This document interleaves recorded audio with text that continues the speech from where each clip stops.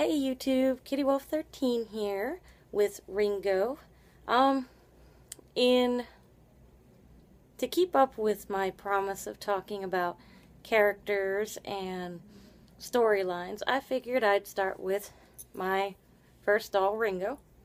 He is a CP Delph Nanuri 06, and inspired by Denali Wind, I figured I would tell the story of how he came to me and what kind of personality and storyline he had originally with me. So, back when I first discovered the hobby, I thought it was a really amazing hobby. The creativity, everything was really awesome. But as everybody who collects BJDs or is starting to get into the hobby knows, it's an expensive hobby. So I joined DOA and I spent just months and months and months admiring everybody else's dolls. Around Christmas of 2005 or 6, I think it's 2006, I came upon in the marketplace a raffle, a giveaway by user Brightfires. Now anyone who's familiar with Brightfires will know that she calls herself the Turtle House. I'm not entirely sure why, but she is the crazy Delph lady. And I don't mean crazy in a bad way. But pretty much her entire collection, with the exception of a couple dolls, is CP Delphs. And it's pretty darn amazing. Sorry. So apparently she had made a big order from Lutz, and she received more than one Nanuri 06 head as an event. And he was an event head, and it was a gift, so obviously came at no charge other than what you purchased. So instead of selling her second Nanuri because she didn't feel she only needed one, she decided to hold a raffle. The conditions for the raffle were no one who entered the raffle did not have a doll. It was meant for new owners. She wanted to give a chance to people who were new to the hobby to get a doll. So I entered enthusiastically, but I really didn't think I'd win. So I entered, and I pretty much forgot about it. The night of the drawing, I logged on to DOA, not to see the results, but just because I was, at the time, so obsessed I was logging in pretty much every day, multiple times a day. When I logged on to DOA, there was a private message in my inbox. One or two, I don't remember. And when I clicked on it, it said, "Congratulations." And I'm like, why are people congratulating me? And I went to the thread, and I was looking around, and all of a sudden I see my name popping up here and there. And when I go back to my PMs, I see that Brightfires had sent me a message telling me that I had won Ringo. So I was ecstatic because I got home late one night. I don't even know what I was doing that weekend, but I was so ecstatic. Fast forward a couple of days, she sent him priority. Mind you, this was just for his head. So I got a small box about, I don't know, about yay big. And when I unwrapped his face-up-less head, it was love at first sight. It was amazing. He has such an adorable little smile, and it's such an endearing face, and a lot of people don't like him because of that weird profile and nose he's got, and the weird lips, but I love him. She sent with him a wig that was similar to this one, and some brown acrylic eyes, and a little default outfit, and it was just amazing. Oh, and one of these little necklaces that he's wearing, this little silver one that you can probably see in this video. So, this ties into Denali Wind because A, the generosity of Brightfires, and B, because I even had a couple of people donate to his body. It wasn't a whole lot, and in the end my mother was the one who helped me buy his body. And so yeah, so this is Ringo. Oh, and by the way, Brightfires thought he reminded her of Ringo Starr, and I thought Ringo in Japanese means apple, so he's the apple of my eye, and that's why it's stuck. I'm not really a Beatles fan, but so yeah, I think Ringo's a cute name. So Ringo is a very happy-go-lucky guy. There's absolutely nothing that gets him down. Nothing at all. If I remember correctly, the story that I originally wrote for him was an attempt to incorporate all the dolls in my collection. So, Ringo is an orphan. But despite the fact that he never knew his parents, he was always a very happy-go-lucky guy. He's goofy, he's silly. Nothing absolutely gets him down. So when he grew up and moved out on his own, he decided he wanted to open an orphanage. He called it Haven Way. And he basically opened up the orphanage to anybody and everyone who had nowhere to go. So he had vagabonds crossing his path, he had unwanted children, anything and anyone. I figured that in general would give me a nice broad spectrum since I like a lot of the dolls. So, in the beginning there was a small crew. There was Kishi, who was a snotty little princess who everyone adores, and she's adorable, but she's kind of timid and afraid and doesn't know what she wants. There was Joan, who was an artist, who came and went as she pleased, and would just befriended Ringo one day on the street corner, and he kind of emphatically knew that she needed help, and he was just like, well, you could come along with me.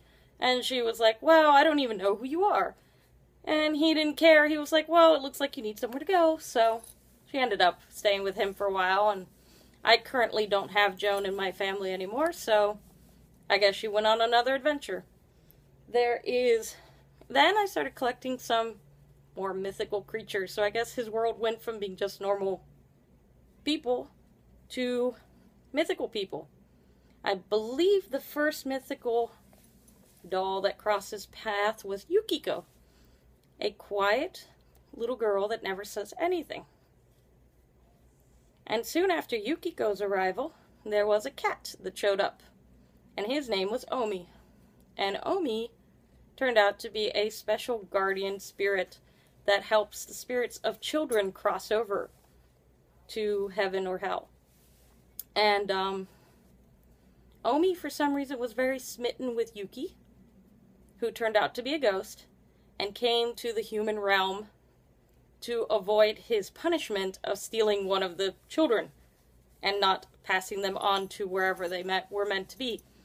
So Yukiko does not speak, but she's part of what I call Ringo's fan club, and I guess if I had planned this video more, I would have brought some of these dolls that I'm talking about with me, because I do still have Yukiko, and I still have the cat named Omi.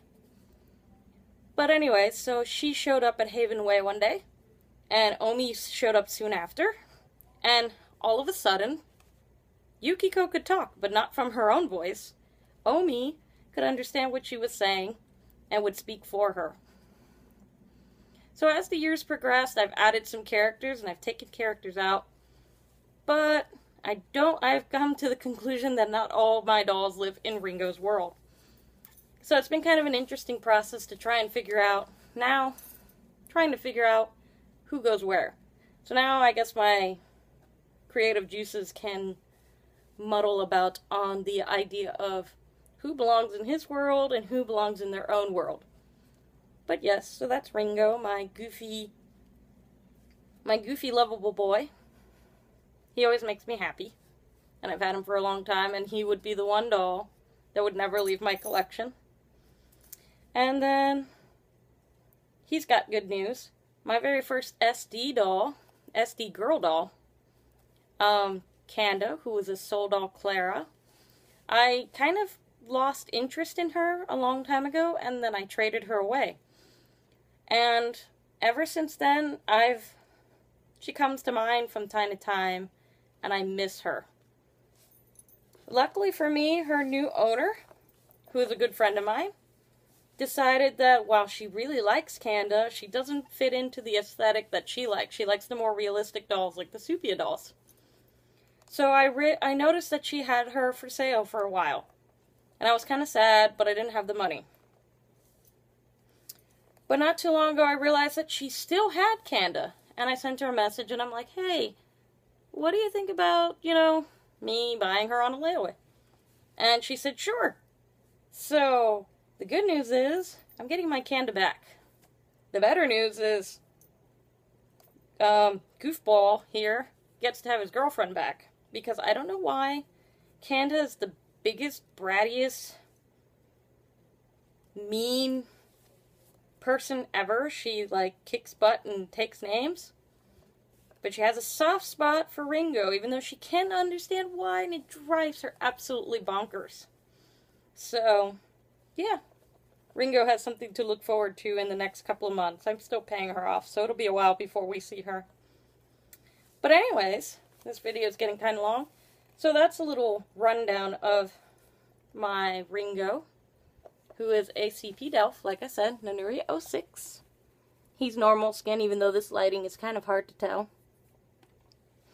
And he's, well, he had a nickname in the beginning on DOA as Everybody's Baby, because everybody participated in the raffle that could, and everybody celebrated when I won, and it was kind of a cool thing to have the doll that everybody recognized. So, yeah, that's where the Dolly story started, and where the collection started. And for the longest time, I used to blame him. Every time I brought home a new doll, it was Ringo's fault. He never says no. He always says, bring him on in. I can cook enough to feed whoever needs to be fed. So, I guess since this video is already 12 minutes long, I'll leave it at that. And hopefully you find that at least remotely interesting. I'm not entirely sure who I will talk about next. I don't know if it'll be one of my newer dolls that are more fantasy-based. I have a furry surprise in the works as well, but he's also on layaway, so I'm not going to say who or what or where it is, because I'm not entirely sure where he comes in on my doll family and who he belongs to, but he was just way too awesome to pass up. And, yeah, so let me know what kind of things you'd like to know, what kind of stories, what things like that, and I will try to get back to you and talk more about the dolls. I'm kind of excited just to be able to sit and talk with you guys and be able to express myself. And have I ever said how much I love CP hands? I love them. I love holding on to them. So with that being said, I guess I'll talk to you guys later, and yeah. Let me know if you have any questions, if you want to see something. Like I said, I'm still going to do the reviews, but I think I'm going to enjoy having these little vlogs and just talk randomly about random dolls that I have, and about the craziness and some of the story behind them. So with that being said, alright, good night.